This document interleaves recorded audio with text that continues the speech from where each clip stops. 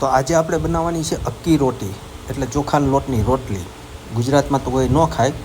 જો આદુ, મરચાં, લસણ અને ધાણા ભાજીને અધકચરું વાટી નાખ્યું છે અને એક તપેલાની અંદર પાણી લઈ લીધું છે, મીઠું નાખી દીધું છે, થોડુંક તેલ નાખી દીધું છે. હવે એમાં નાખી દીધી છે આપણે આદુ, મરચાં, લસણની પેસ્ટ અને આને આપણે શું કહે મસ્ત રીતના ઉકળવા દઈએ. આ ઉકળી જાય ને એમાં નાખી દઈશું ચોખાનો લોટ. પછી આ ચોખાના લોટને આવી રીતના મિક્સ કરી નાખશું અને થોડું અમથું ઉપરથી તેલ નાખી દઈએ, કારણ કે હાથમાં ચોટે નહીં ને એટલે. અને આવી રીતના આપણે એને કૂણવી લેશું. એના પછી શું કહેવાય કે ધીમા હાથે આવી રીતના મસ્ત રોટલી બનાવી લેવાની અને આને આવી રીતના શેકી લેવાની.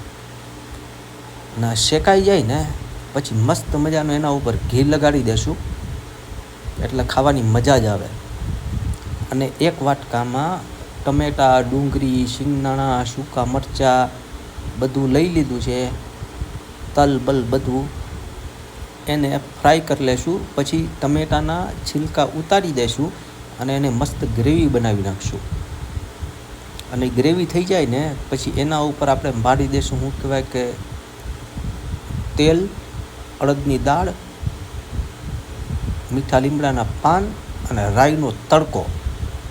તો હાલો બધા અક્કી રોટી ખાવા માટે થઈને એક વખત ટ્રાય કરજો, બહુ મજા આવશે ખાવાની.